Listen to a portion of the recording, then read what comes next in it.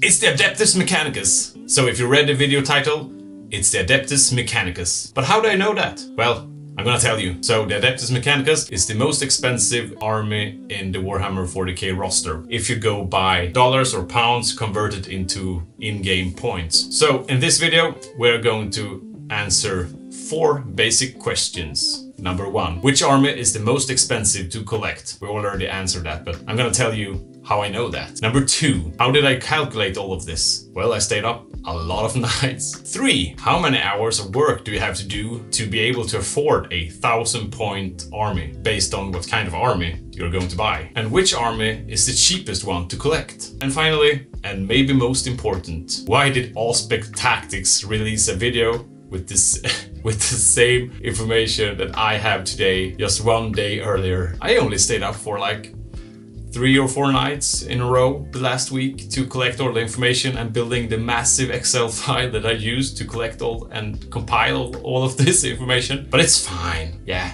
it's fine. But I still love his channel, so we're going to answer all of these questions in this video. Maybe not the question about why Allspec Tactics released a video one day earlier about the same thing. I can't answer that really, unfortunately. But all of the other questions we're going to answer, and we're gonna answer them right now.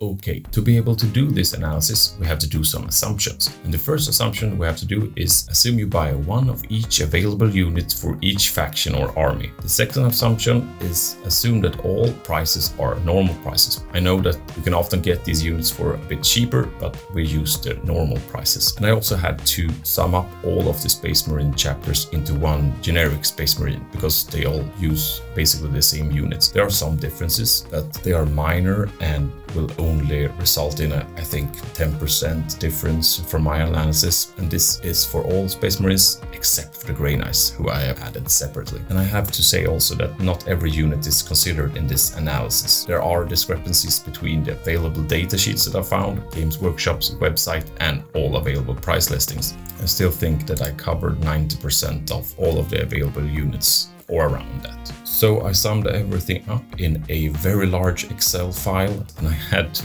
input them all by hand because the price listings that I did find, they were not very easy to use and did not include everything that I needed and were sorted in a weird way. So how did I calculate all of this? I created a measure called cost per 1000 in-game points, which is basically total cost in pounds for all units for a faction divided by total in-game points for all of these units summed up. So when you do that, you get a measurement on cost per 1000 in-game points for each faction. I put this into a graph here showing all of the rankings from the most expensive down to the most cheap, and that if you see to the monetary value. So as you can see here, the Adeptus Mechanicus, as we have said, are the most expensive units or expensive faction, and the Grey Knights are a faction that offers the most value for the money when you just look at the in-game points that you get for the money you pay.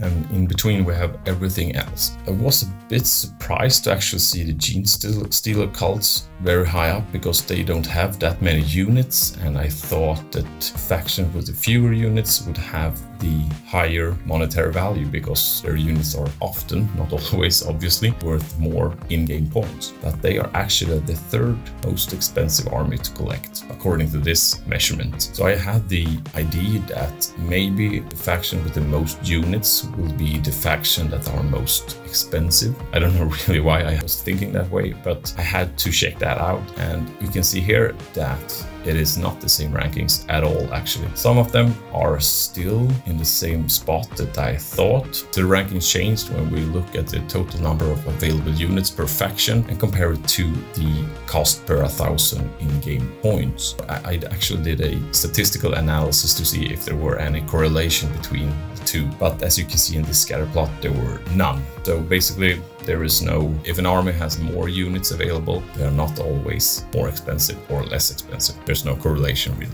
But then I thought, What about the types of army? Are there any differences in cost for them? So I summed them all up and used the categorization that Games Workshop used themselves. So armies of the Imperium, Xenos armies, armies of Chaos, and Space Marine chapters. And here you can actually see that there's a statistical difference in pricing or average cost per 1,000 in-game points per type of army. But we can see here that the armies of the Imperium are actually the most expensive, and there is a significant or statistical significant difference here. I won't read all of this, but you can see it here, and you can pause the video here if you want to read all of these comparisons. For a final analysis, I wanted to know how much you have to work to actually be able to afford a 1,000-point army, and that is given that you have a average income in the UK. And I made assumption based on the information I could find that an average income is about 14 to 15 pounds per hour. And as you can see here, for building